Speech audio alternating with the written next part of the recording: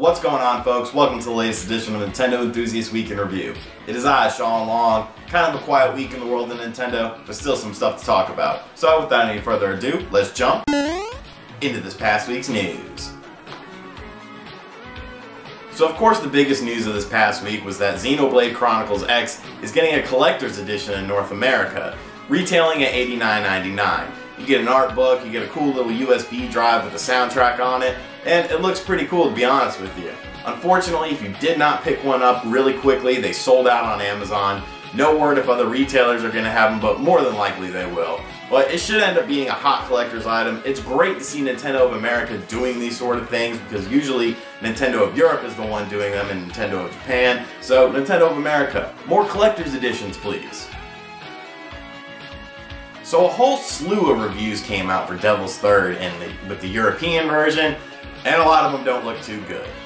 But the more concerning thing is that Itagaki, the creator of the game, has kind of been damage controlling it, saying that people weren't playing in the right multiplayer environments, yada yada yada. In my personal opinion, I think the multiplayer looks fun but a bit simplistic, and the story mode probably is pretty paper thin. So it kind of pains me to see Itagaki having to deal with all this. My philosophy is, if the game's not that great, maybe just accept it and, lay low, work on something else.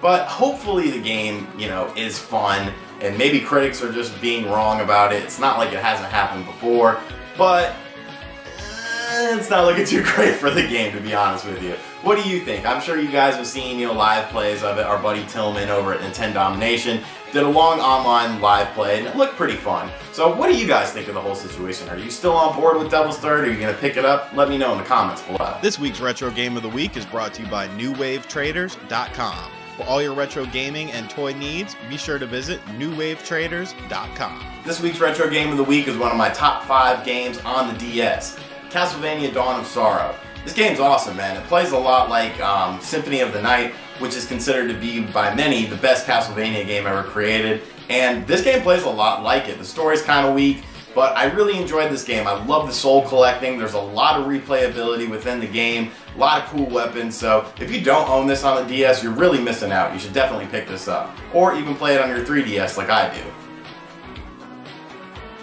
This week we also had our review of Super Mario Maker up on the site, and Jono gave it a 9.5. Looks like it's going to be an awesome game. I'm really looking more forward to playing other people's creations. I'm not exactly the most creative guy in the world when it comes to level design and whatnot. One time I tried to make a game in RPG Maker, played it for about 10 minutes and gave up.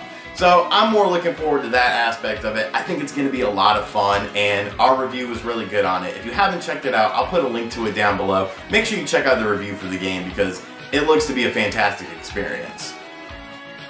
Finally, we had a whole bunch of new NX rumors, and wow, there's a lot of them. So I can't really remember them. I've got my computer here. I'm just going to read some of the ones that I think are more interesting. The NX is a platform, not a single-tied device. The Wii U is still in the picture because of good software sales.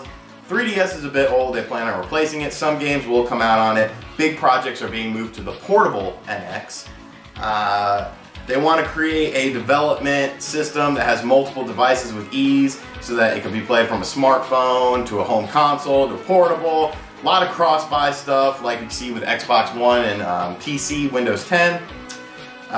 Goodness gracious, there's so much stuff here. The portable will have its own memory, which will be expandable. Voice chat and integrations between users will be revisited too. Much will be dependent on the user's age, though, to protect minors, which, is a smart thing. The home version will be out 6 to 12 months after the portable, creating the NX system that will allow Nintendo to use their resources in game development. They've already approached third parties. Prices will be low. A new 3D Mario game is coming out. They'll talk about Club Nintendo and how it works with NX.